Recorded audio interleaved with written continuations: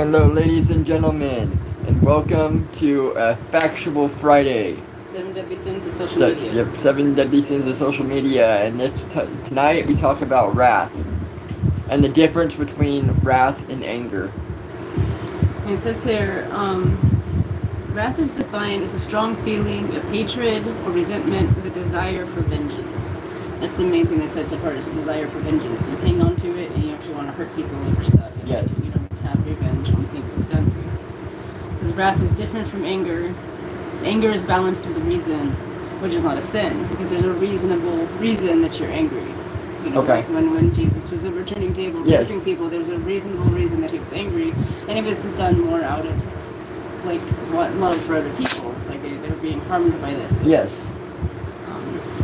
But wrath can be described as uncontrolled feelings of anger, rage, and hatred. It often reveals itself in the wish to seek vengeance. Wrath can lead to a loss of rationality and temperance, and some examples of wrath include violent crime, which is what we're talking about today, yes, and inflicting pain on others. Guru has entered the chat. Cool. So, you go ahead and just tell them what we're talking about today. Mostly what we're going to focus on is the subject of wrath. On wrath, what we're focusing on is the Palestinian rallies that have been going around on campuses. We got a few different videos, mostly really short ones. And then if we get through all those, we will go over the wrath between the whole Karens versus kids and the person that you have to be to do that. So, and I'm sure we'll get to that one. Probably. We have a question. It says, hey, LongWalker, how long have you been a monk? How long have I been a monk? About 3 years now? I would say, yeah. We started the monastery in 2018, but I'd say that you've been like really practicing monkhood for about 3 years. Yeah, 3 years. There you go. And that means waking up every morning at 3:30 in the morning. Yes. 3:33. Meditation, walking everywhere, gardening, more prayers, more meditation, lots of spiritual study. He turned 13 because, you know, everybody needs to have that choice. Alright, let's take a look at the first video. I think this is the one from UCLA, and I don't know what it says, like 2 days ago or something.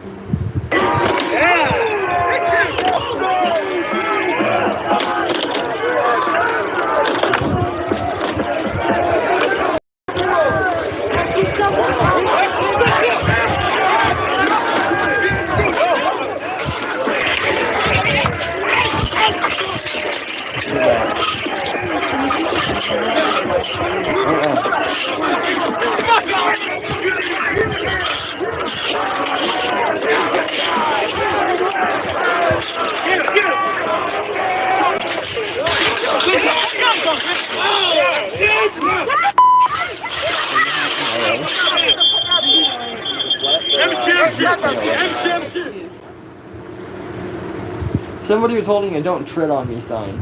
That does not apply. Flag.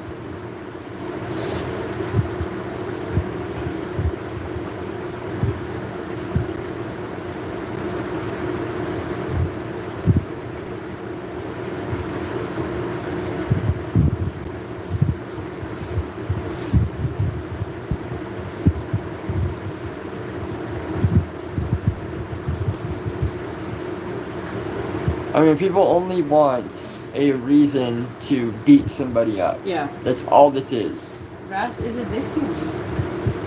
So, I mean, just watching that is all you see in that. That's all you see is people just needing an excuse. Yeah. I mean, why do these people who have nothing to do with it feel so wrathful? Exactly. You know, it's like, it doesn't, I mean, I want to say this, it doesn't directly affect them. Most of them. You know, some of them might have family or whatever, but yeah. For the most part, it does not affect these people. So why do they have to react so violently?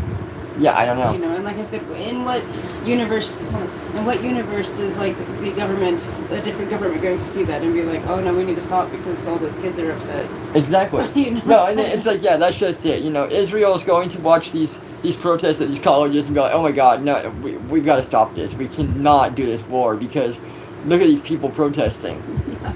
Let's get real here. Okay. Okay.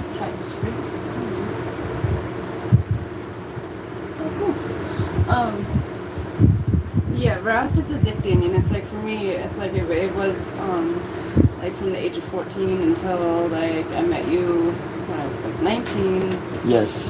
It was really addicting. I was a very vindictive person. I was a really mean person, and I really did seek to hurt people based on what they had done to me in the past, and sometimes it wasn't even people that were relevant to what happened to me in the past. Well, you got that from your mother. Yeah, just hanging on to that. Yeah, your mother had to have that pure, just, oh, I'm gonna get you. Yeah, it's like, it does not bring any peace, and it doesn't bring any resolution. Because it's okay to be angry. Yeah. But to have that much hatred and wrath and want vengeance just doesn't get you. Exactly. You just gotta sit back and know that they're gonna get theirs. Yeah, You know, you it's do. like God's going to take care of that. You know? I think Sancho said it about something about he was blessed with a job. Oh, right on, you got a job. That's cool, man. That's awesome, I man. hope that works out for you. Very neat.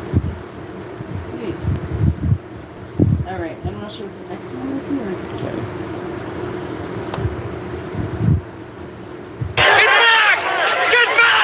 It is a protest movement that's spreading. This is the University of Southern California, one of many flashpoints of the country. The police have issued a dispersal order on the USC campus. They've warned students that if they remain here, they will be arrested. The kids are already getting killed. By Hamas terrorists. By Hamas terrorists, by Netanyahu and Biden. Jeez. Sky News has been following them, witnessing the arrests, examining the motives. Why do you feel so passionately about being here, even though the police are telling you to leave? Because we know that we're on the right side of this right now. Are you scared? No. I think that the children in Gaza are more scared than I am. From coast to coast. Do you believe in Israel's right to exist as a country? I believe in all people's right to freedom and liberation. We are talking about a genocide. It is cutting deep wedges or exposing existing ones for both sides. These are pathetic, low-life scumbags. So what is going on at America's top universities? Protests, encampments, anger, and arrests at campuses across the country. Gaza is the catalyst. Israel is the target. We are calling for a complete divestment by Colombia from any company complicit in Israeli apartheid and colonization in Palestine, and we are calling for amnesty for all of our students. It began in Columbia on New York City's Upper West Side. The university president had called in, concluded that protesters in a college with a proud history of protest present danger to college life. Clear the encampment, they arrested more than 100 student protesters, but it only emboldened the movement. Downtown at New York University, more arrests. Well, it's the morning after more than 100 people were arrested here at NYU in southern Manhattan, and they put up barricades now. It's an attempt, I think, to quell the protests, to keep the two sides apart. It's also an attempt to keep out agitators who are unaffiliated with the student movement. But police and university authority policies are not working. This is the University of Texas in Austin. Again, more protests. The presence of anti-Semitic elements within a much wider series of protests has made some Jewish students feel deeply unsafe. They've been compounded by the violent threats of a minority. Distilling what's happening to its simplest, most digestible form is easy. The reality is more nuanced. There are Jewish students among the protesters at all the campuses. As a Jewish student, I felt completely safe 100% of the time. The police showed up in big force, obviously, did not want us to be there, and they ordered us to break up or they'd stop making arrests. But back in New York, outside Columbia, And we came to our homeland. And all of these... From what I understand, they just protest thinking that that there's children just like being brutally murdered by Israel, and so they think by protesting they're going to somehow stop it from happening. Yes, and it was brought to my attention too, they're thinking that these children are just innocently dying over in Gaza, but at the same time, it's Hamas and the Palestinian people were warned to leave. I mean, Israel did not just go into. Yeah, but I mean, like, Hamas will stop them from leaving. Oh yeah. You know, I mean, I think that's just it, because the people over here are wondering, it's like they were ordered to leave, but then they weren't leaving, and they're like, well, see, then they're just staying, and they're just being stupid. But I think that it tends to be, since Hamas is more of like a terrorist group. Well, of course. That, you know, it's like these people want to leave, and they're like, oh, you're not going anywhere. Yeah, you know, they do that for sure. And yeah, like you're about to say, you know, the rest of what you're about to say, you know, it's not. Yeah, like, I was watching what's his name, Ben Shapiro, and he was talking because he's Jewish himself. Right. And what he was talking about was that what they're not telling you about the children is how many of those children are innocent children, and how many are, you know, taken to be Hamas soldiers. Like recruited. Recruited. Yeah. And have guns in hand. Right. And are threatening the Israel people. Right. And so, I mean, what do you do? You know, I know. And I mean, and it's like they I mean, you know, there's casualties in war, and there's people that have been dying on both sides. Yep. But these people don't know anything. Nobody over here knows anything. We only know what the media has fed us. Exactly. From either side. I mean, a bunch of stuff could be going on, and we wouldn't know. No. So it's like you don't have the right to protest things that you just don't know. No, these people don't know. They don't know enough to be doing any of this. To be thinking that they're a righteous fighter. No, they have no right to be. They have no horse in this race, and they have no right. They're not educated enough. You know. And it's like you said, it's just an excuse for them to be loud, I think. It is. And to break things. Yeah. You know.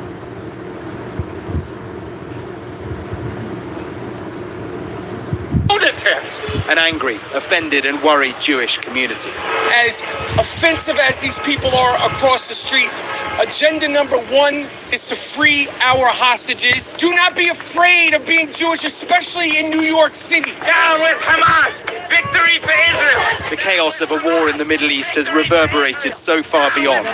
Israel, Palestine, an issue seemingly so intractable, it's now confounding law enforcement and splintering the politics. Here's America's third most senior politician on campus with a clear position. If this is not contained quickly, and if these threats and intimidation are not stopped, there is an appropriate time for the National Guard. We have to bring order to these campuses. We cannot allow this to happen around the country. Even among faculty staff, there is a split. Some Jewish professors worried for their safety, others framing what's going on in a very different way.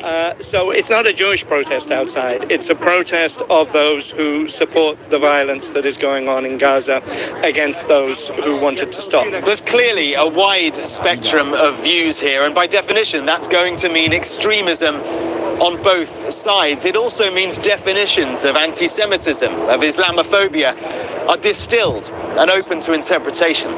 It is then a balance between respecting free speech and restricting it, the fine line between free speech and hate speech, and it's riling America.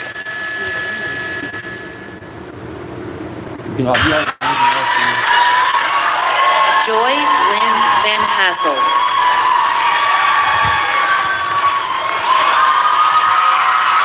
Bixia Chen. Yeah.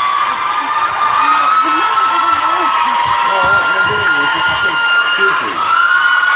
They're doing, oh yeah, this shows them. You saw the red hand too, right? Zainab Hardin Khan.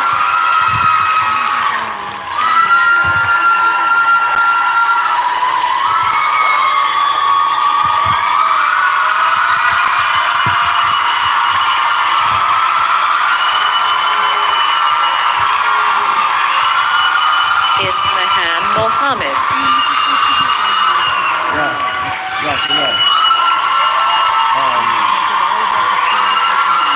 They don't even know nothing about it. They know they'll get more applause if they do this. Right. Because it shows.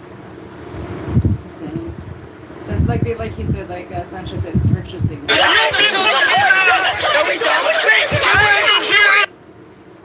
Okay, so this is just footage from 2 years ago at a protest.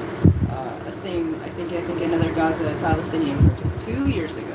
Yes. So before this whole incident in October or whatever, it came from October or February, whenever, I think Something, it was October, yeah. It was during that festival that started. It was way before that. And they were still having conflicts, and you still had people doing this stuff. Because they've always had like we've talked about. Yeah. They've always had conflict. They're always going to. Yeah, I have a video that talks about how it hasn't really been forever. It's only been, like about a century. But I'm like, that's not entirely true, because even going back to biblical times and before that, and even in some of our Prophetic Egyptian writings, they talk about having conflict with Philistines, which is what Palestine is now. Yeah. So I mean, they changed names, but it's always been like a little subgroup of Arab nations that has been there, and it's always been in conflict. Yeah, and like we talked about before, Palestine was Gaza was never truly theirs. Right, exactly. It never was. Right. And they're wanting to stay there on a land that was once Egyptian. I mean, you went way back. Yeah. And it was. Yeah. It was never Palestinian. It was a lot of things. It was never Arab. It was never. I mean, they are Arab. They're Arab nations. But it's like I said, the little thing that I found kind of explains the whole history of that. But yeah, I mean, it was never theirs really, and it was written in multiple texts that area belonged to Israel. Yeah. So it's like it always reminds me of that episode of Avatar with those guys that moved into the air temple. Yeah. And they did all this stuff, and and it was like, and then Aang comes back and it's like, well, what the heck, But he was cool enough to say, no, you guys can stay. And Israel was cool enough to say, yeah, you guys can stay. But then they started having conflict. Yes. I don't know. That's what you said. Yeah. Said I said it many times before, I'll say it many times again, these people cannot live without virtue signaling. Dude, I didn't even know what that phrase meant until the last year or so. Yeah, and then it's like I see it. It's like, oh, I get it now. It's like Jenna with her white guilt. I know. It's like I said something to her joking, and I said, oh, that white privilege is not working out for you. And she just got so, she got whiter in the face, and she was looking at me she's like, oh, no. She's like, I wish you wouldn't bring that up. She's like, I do. I have a lot of guilt for just being white. And I was like, you're kidding. She wasn't kidding. No, I mean, that's the most ridiculous thing ever. Yeah. Never apologize for what you are. Right.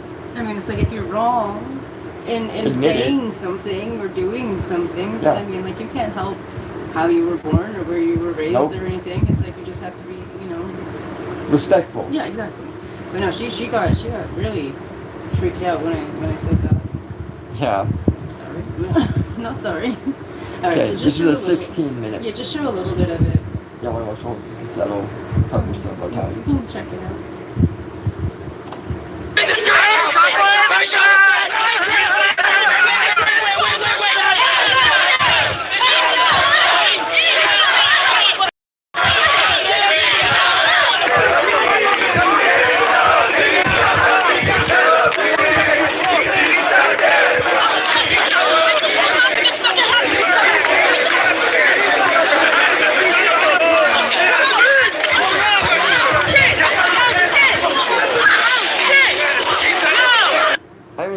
Stealing flags, really?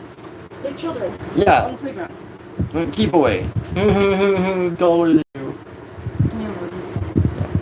I'm taller than you. I can keep this away from you. Yes, exactly. The keep away game, that they're always doing.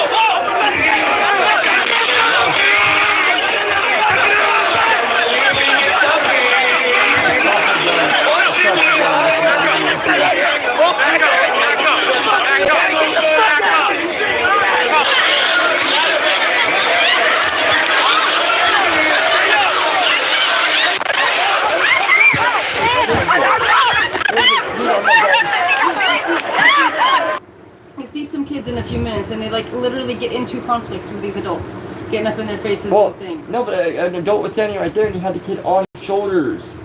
He could have been knocked over and hurt that kid. It's just like the pride parades and stuff. They have these kids in these situations they have no business being in. No, they don't. To raise them to be wrathful, and they're going to raise them to have hatred. Yes.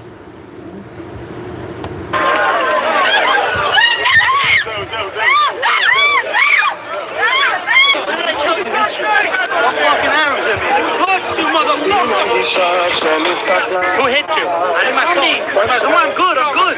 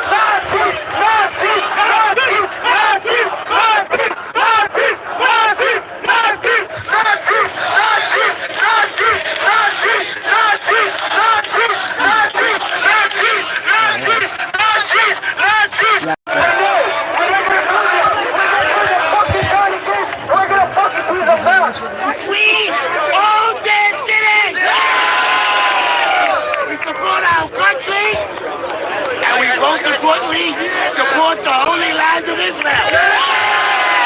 And we Jewish people will never go down again. Come after us. We're going to fight back. We are an army.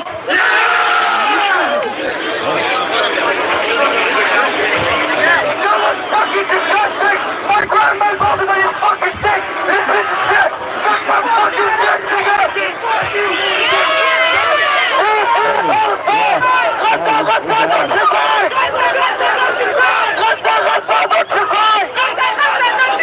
Palestine will never die!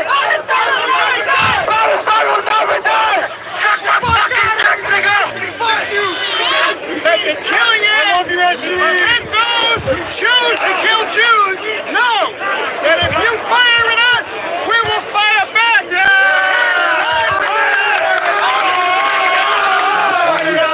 Let us say, all of us, never again!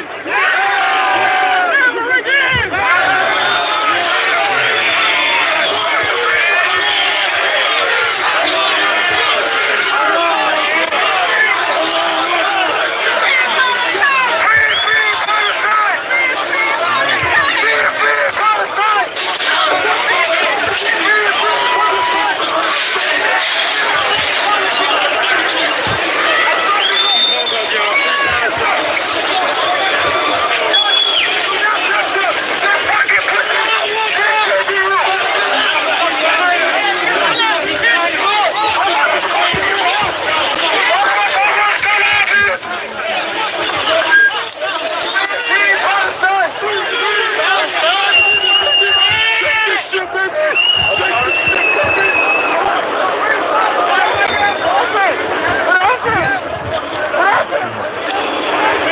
Why do they always say free Palestine?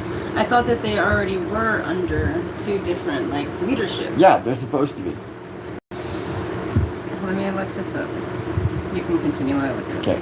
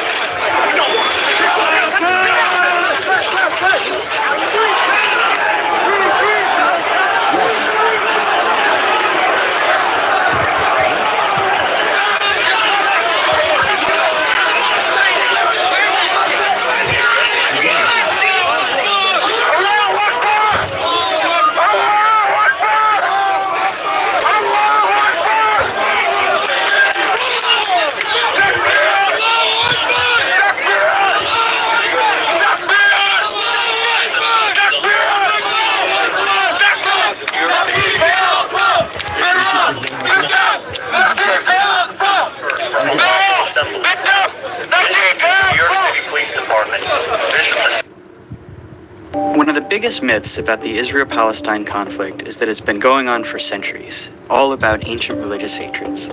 In fact, while religion is involved, conflict's mostly about two groups of people who claim the same land, and it really only goes back about a century to the early 1900s. Around then, the region along the eastern Mediterranean we now call Israel-Palestine, been under Ottoman rule for centuries, was religiously diverse, including mostly Muslims and Christians, also a small number of Jews who lived generally in peace.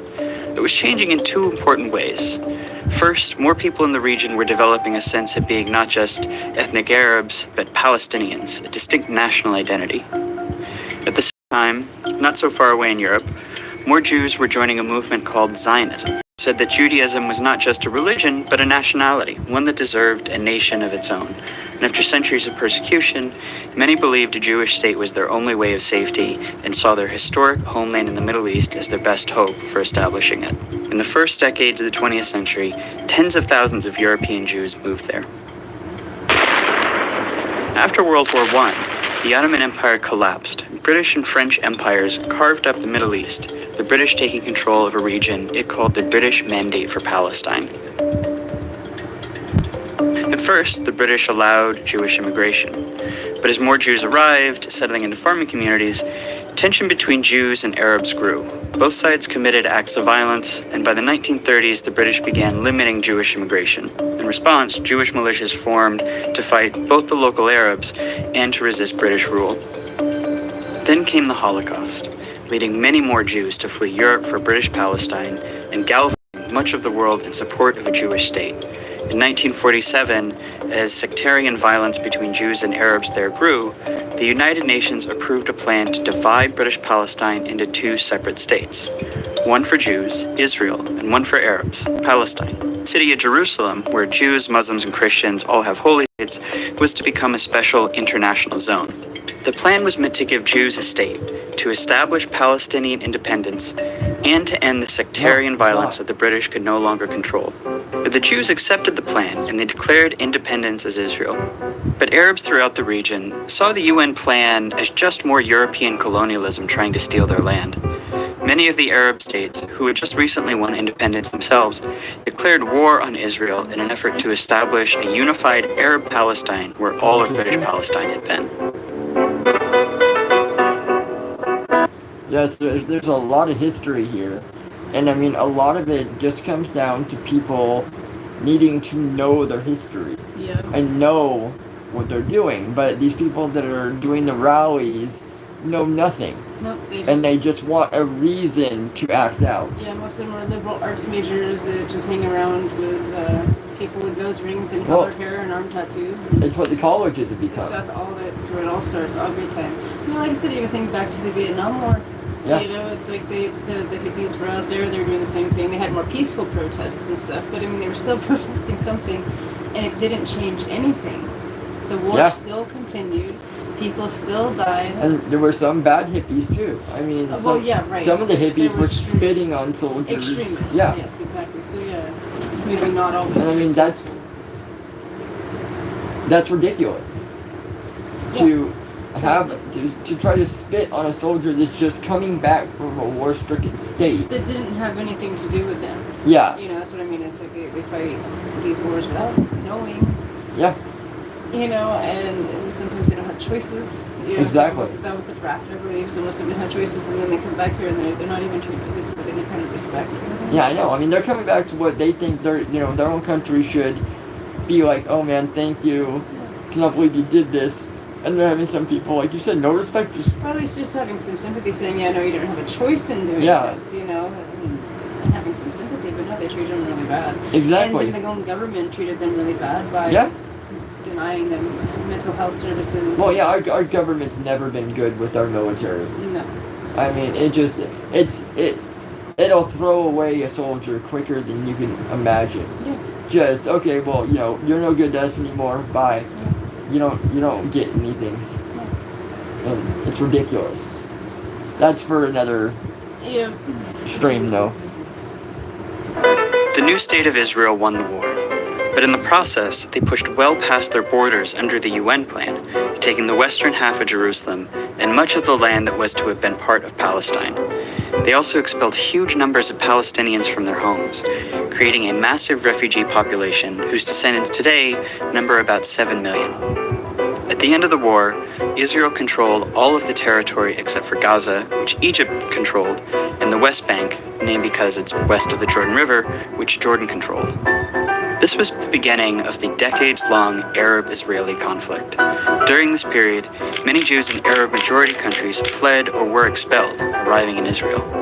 Then something happened that transformed the conflict. In 1967, Israel and the neighboring Arab states fought another war. When it ended, Israel had seized the Golan Heights from Syria, the West Bank from Jordan, and both Gaza and the Sinai Peninsula from Egypt. Israel was now occupying the Palestinian territories, including all of Jerusalem and its holy sites. This left Israel responsible for governing the Palestinians, a people it had fought for decades. In 1978, Israel and Egypt signed the US-brokered Camp David Accords. Shortly after that, Israel gave Sinai back to Egypt as part of the peace treaty. At the time, this was hugely controversial in the Arab world. Egyptian President Anwar Sadat was assassinated in part because of outrage against it. But it marked the beginning of the end of the wider Arab-Israeli conflict.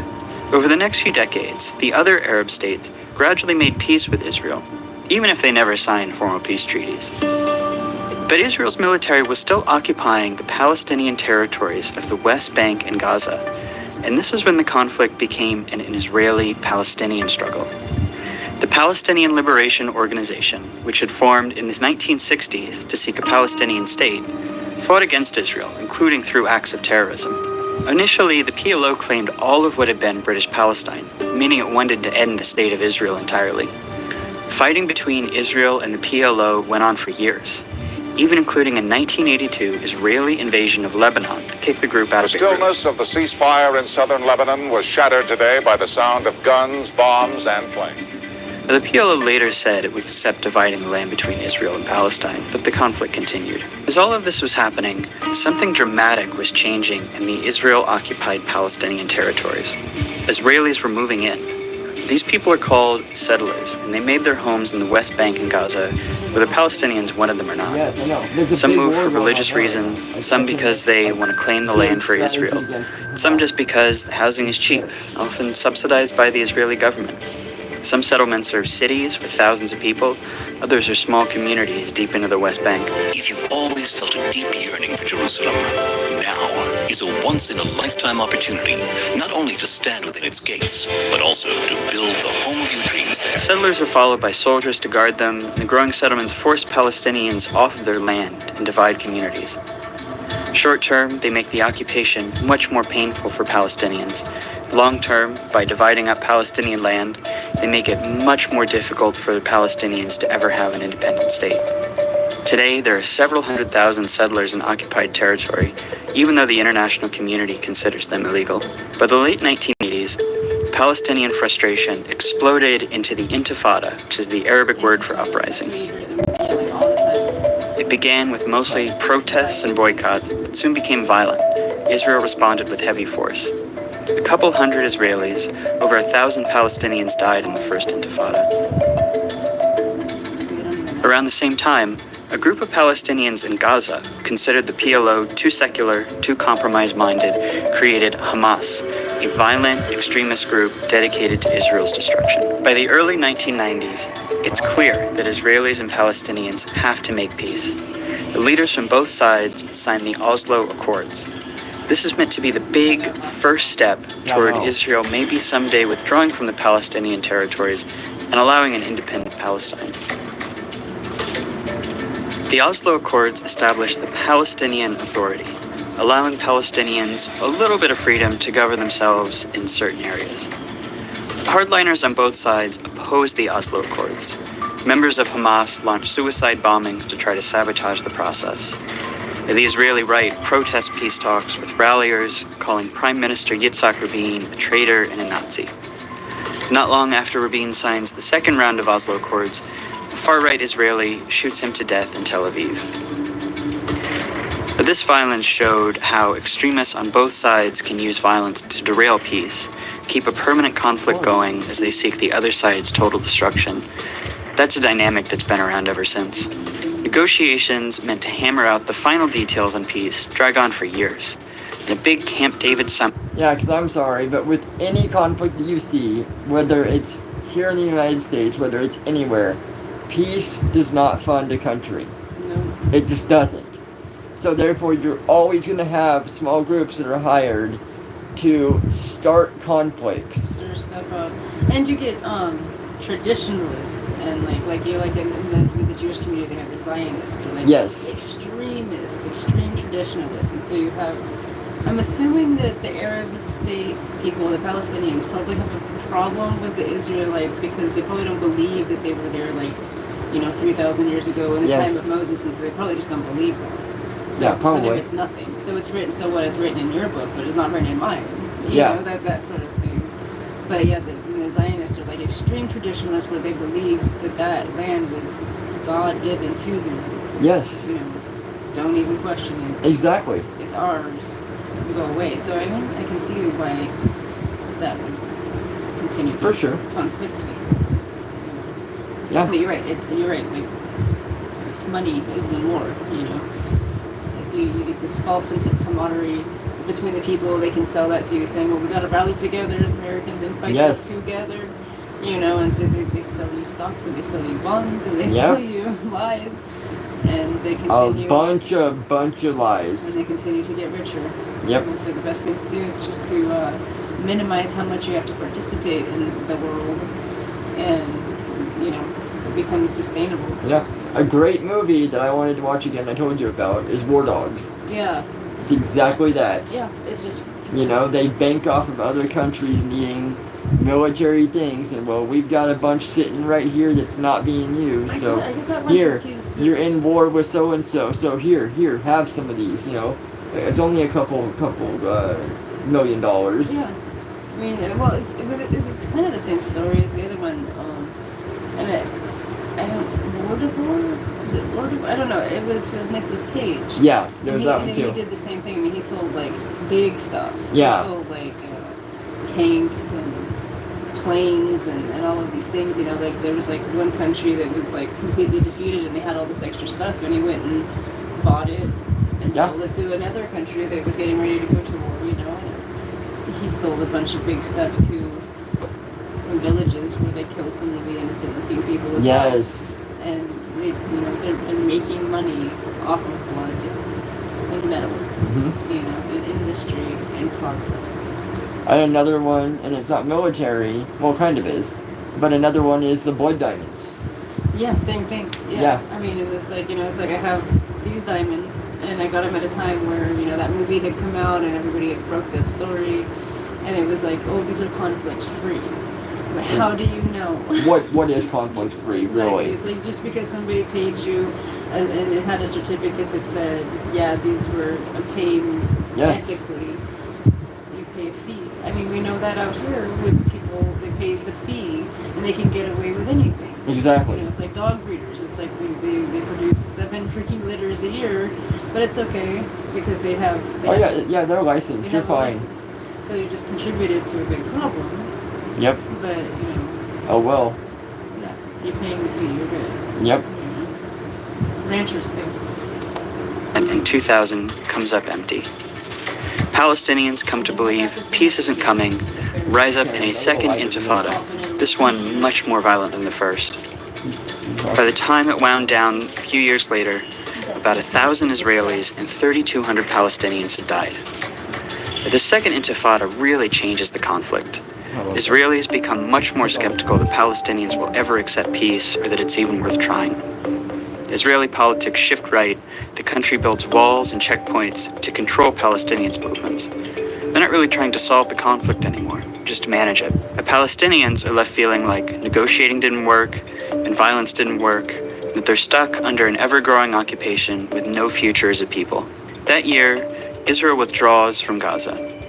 Hamas gains power, but splits from the Palestinian Authority in a short civil war, dividing Gaza from the West Bank. Israel puts Gaza under a suffocating blockade, and unemployment rises to 40%. This is the state of the conflict as we know it today. It's relatively new, and it's unbearable for Palestinians. In the West Bank, more and more settlements are smothering Palestinians, often respond with protests and sometimes with violence, though most just want normal lives.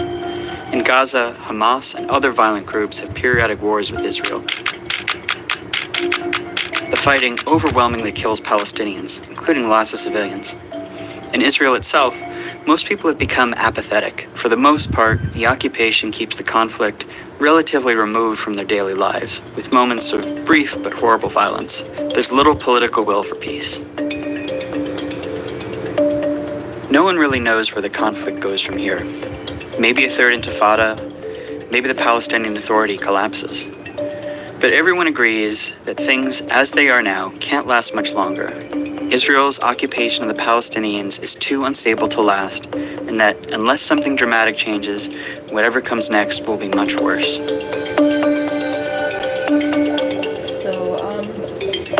But I mean, according to the Bible, Israel is always protected.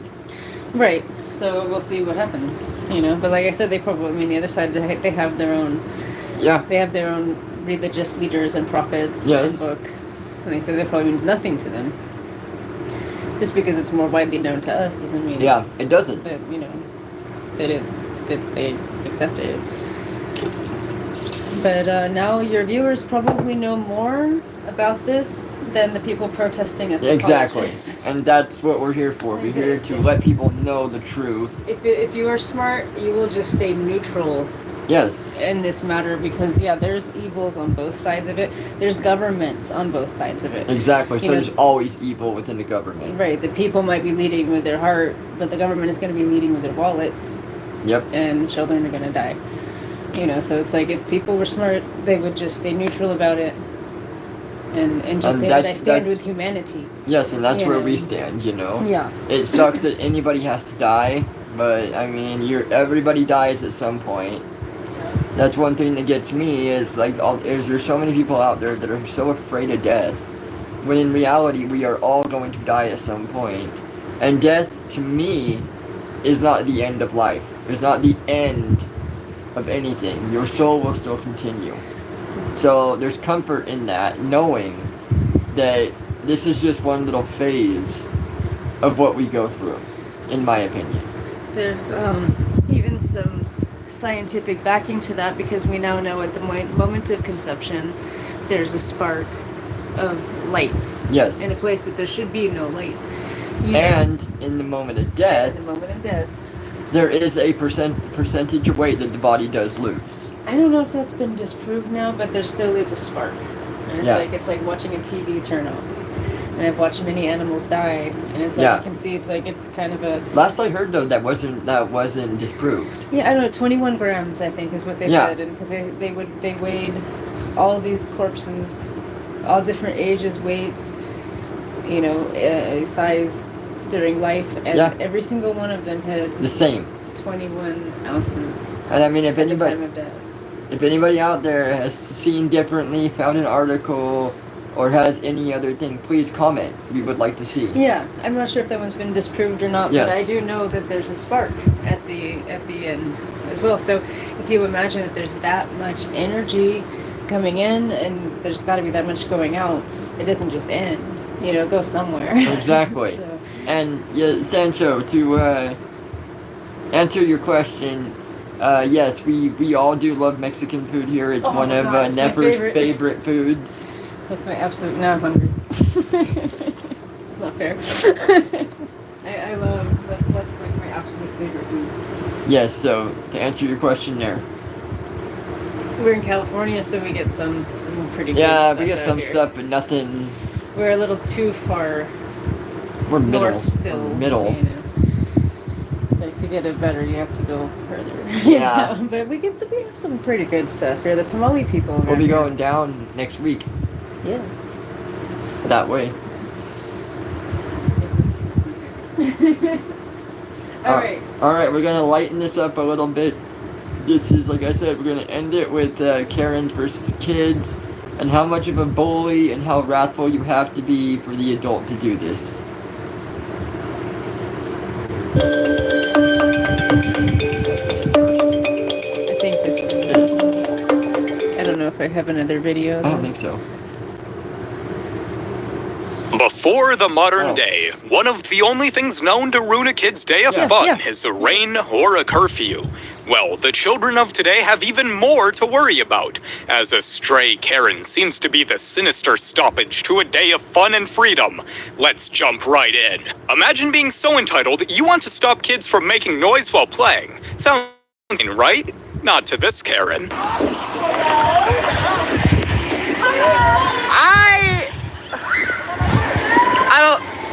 I mean, we can tell them to stop screaming, but it's like impossible. Well, it's a private park. Hi, ladies.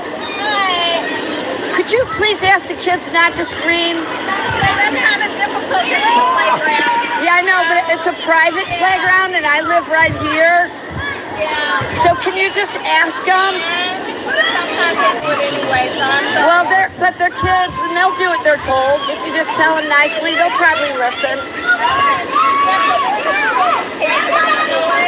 But like I said, the kids is the playground. So yeah, I understand, but that's not an excuse. We don't really want this here to begin with. It's a private park. You should probably yeah, I know. We are. We're When this kid is older, she'll be sat in therapy and show how this insufferable.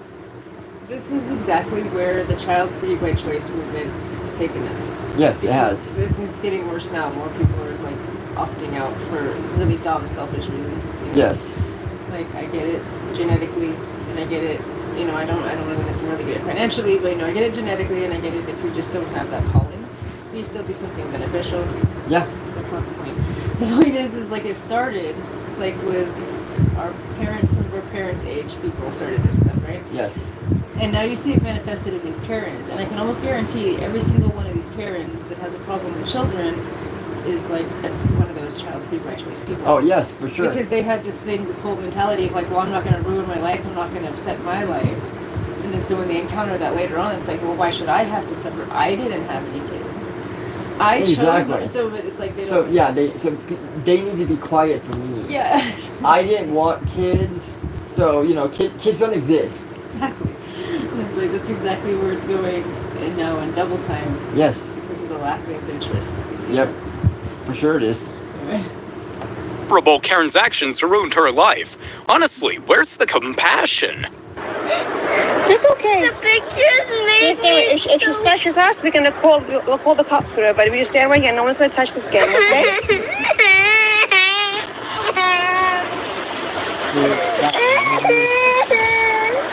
I hope you're so proud of yourself. What are you gonna do when it rains? Exactly. When it rains, it rains. Yeah, and that's fine. We don't want to have to look down at this mess. So don't look at the mess. We live here. Don't look at the mess. In this clip, Karen here shows just how not to interact with children. I'm sorry, whose parents are these? They're not. Parents are these? No, because if my kid ever drove like this on his trip, he's... My neighbors are This girl's so classy. You're so classy. Babies. So classy. So why are you screaming at them if they're babies? I don't care. You don't have to raise your voice at these minors anyway. No, they don't have to. She doesn't have 5-year-olds. Listen. I got 3 kids. Oh, I understand. But you don't need to scream. Okay. Do you want me to talk to your fucking camera? What are you gonna do with it? Post on Instagram? It's just like, who are you? Ashley, take me home. Goodbye. We don't want you here anyway. Because my kid's gonna watch this.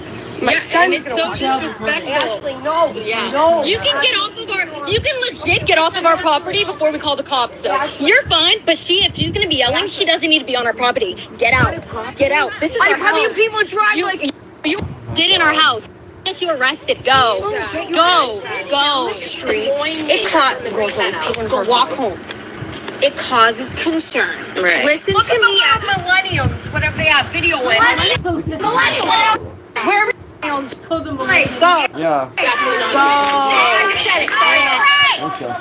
Listen.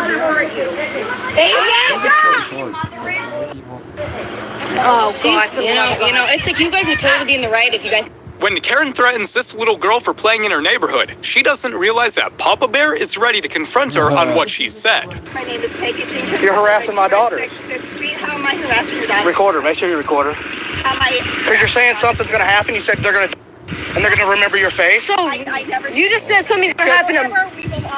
Oh, Hey, this is Grotto's. They can walk and they can skate and they can do whatever you're out in the street.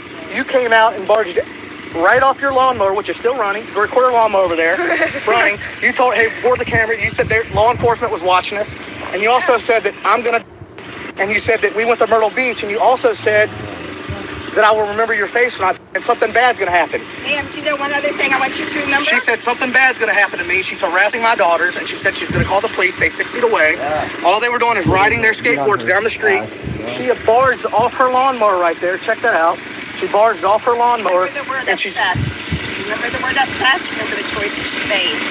That's all I'm going to say. Remember the choice she made tonight. Word obsessed. This Karen was truly willing to humiliate herself in confronting these kids. Luckily, the punishment certainly fit the crime. Who says I need help? It looks like you need you help. called the cops. You're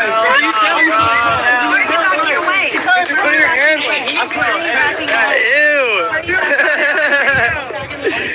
Well, you're the one that called. You're the one that called me.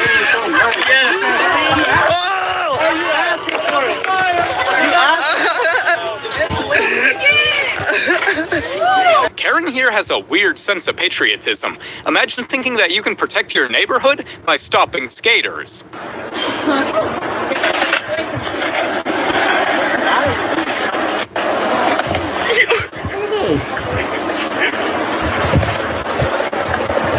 This woman could get so hurt doing this. I know it. She's trying to run alongside a skateboard. Oh, I bet you that's your point. She's probably just trying to get hurt. Probably. Because they want to be able to sue. Yeah. And make a bigger point. Throw a whole freaking fit over it, at the very least, you know. But it's like their whole demeanor. I know. It's just like, I mean, I don't know. I mean, people like that are like the Japan clubs and stuff, you know. It's like, what's your issue? Yep. Sit down, you know.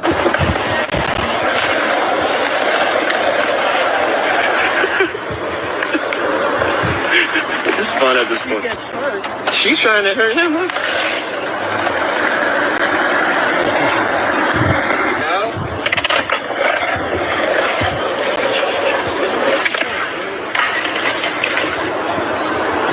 This Karen certainly doesn't mind educating these kids on curse words while having her meltdown. Hey, there's kids around. I don't know. I don't either. Damn. Woo. Yeah. Give it up. Woo. Woo. That's right, Karen. Official Karen. Everybody, Oh. Oh. Yes, but I do not agree with what the kids are doing either. I do not think that the kids should be instigating it. No, they just learned to. Oh my god, yeah, look at that Karen. Oh my, and especially when kids get in groups, we all know how that Right, exactly. ends up. But it's like, you know, you should just like know your rights, know the law, Yeah. and stand your ground. Like that guy, I like how that guy is doing it. You know, like there's kids around. Yeah. You know, Honestly, and it's- even the kids themselves Yeah. need to learn how to do that. Exactly. 'Cause it's like that is one of the biggest things, and that's what we're trying to teach him the most too, Guru, is know the laws. Yeah. Know your rights as a person. Yeah, like your actual rights. You can't Yes. just sit there and say, "Oh, it's my right to do this and to do that," when it's like literally not. You know your actual rights. Yes. Know the actual laws where it applies to you, wherever you happen to be. Exactly. That's the biggest It thing. is the biggest thing. So yeah, to stand your ground, that's one thing. But to antagonize like that. You probably don't have it on here, but the one that I like is the guy that schools the cop. The one that Remember, with he's the trying to harass the skaters on the bike. or bike or Yeah, whatever it was. there's Yeah. like, yeah, we can go all up and down. But we here. can go all over here, and the cop ends up just walking away. Because And he stayed calm. Yeah, because that guy knew his rights. And the guy afterwards, the kid did not like go and be like, yeah, that's what I thought. He just stayed calm. He just turned to his friend and said, and that's how you diffuse a cop. Yeah. And that was good. It was, it's like, I don't care if he has to carry around like paper form of the laws, laminate them if he has to. I did that for a while. Yeah. Especially working with animals, I had laminated laws with me at all times. I kept them on a little D-ring. Yep. And it was like, if I got stopped by a Fish and Game or Animal Control or whatever, it's like, oh, there's the law. Well, and it was like we've done that here with our property too. Mhm. For animal control, we wrote down the laws on our fence. And they try. And it's like, no, it's like this is it. Yeah, this is the law, and it's like they had to back down on one of them. They tried to change shit. But, Yeah. You know, it's like, no, you are wrong. They just like they literally don't know. Like They don't know. They think that they're above the law in all means, and that they can just say it. I literally think they're trained that way. I really don't think they know the actual law. No, I don't either. It's just like what is passed down from their superior. Yeah. And the supervisor out here is a real like twink. So it's like. Yep. I mean, people are always making fun of him for that, so I was like, you have to wonder. I don't know. But, All right, we'll do like another couple minutes here. Yeah, so I gotta eat something. Yeah. I'm sorry if you don't like it. Please. No, I'm sorry if you don't like it. Please. If you don't like it. Please. If you don't like it. Please. There's a little girl right in your face saying. Watch how this kid keeps his calm while engaging with this Karen. I bet this Karen could learn a thing or two from this little guy. I wish you were a guy now. Oh my god. Oh, you are so tough. Oh my god. You can just go on. Have a great day. Sorry about what happened. How about you go yourself? I'm trying to be nice to you. Oh, you're little twit. You have a great day. But, ladies and gentlemen, this is the perfect example of a wrath, though. Yep. They are so mad. They are so. How do you say it? Festered. I don't know. I can only think of just like a festered thing. There's so much going on inside.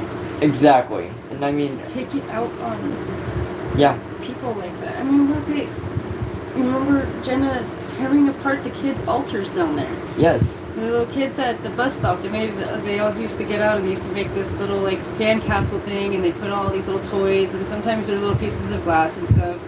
But you know, nobody had gotten hurt, and she didn't allow her kid to go out and play with that.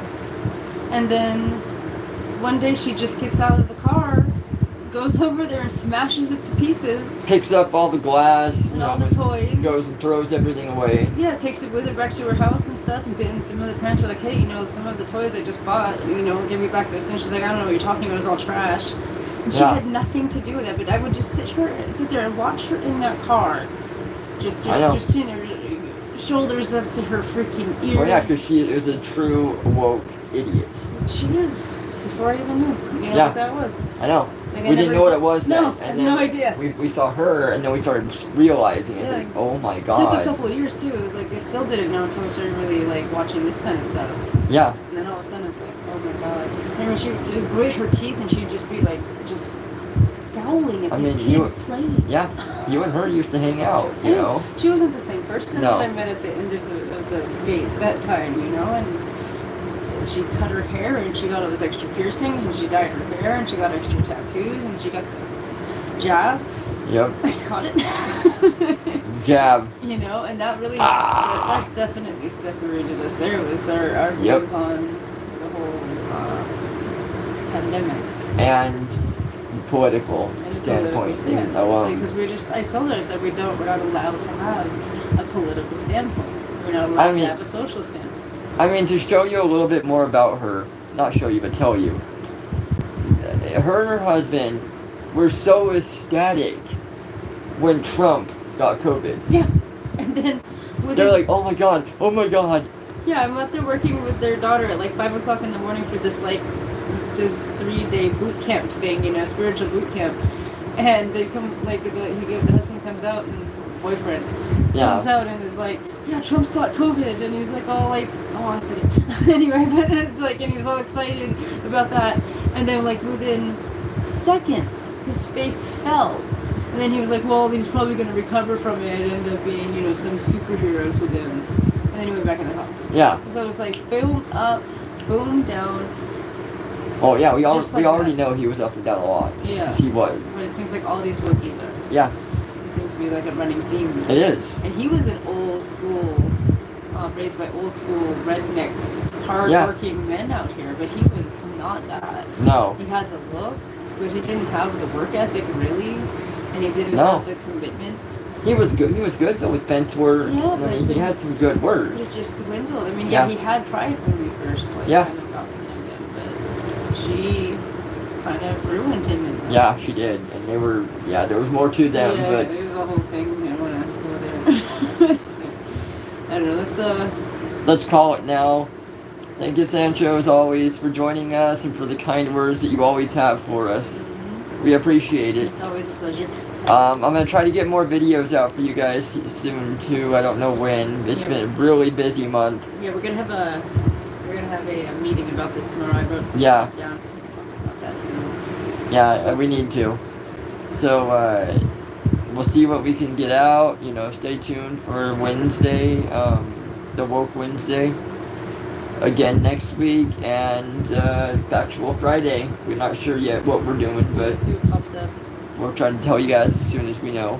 We've got Lust, which should be easy to Yeah. cover. We've got OnlyFans. we've got Sloth, laziness. Yep. Watch Lazy. I don't know. Alright, ladies and gentlemen, thank you again. Namaste. Have a great weekend. Enjoy it. And remember, Sunday you should be resting. Yep. Keep it holy.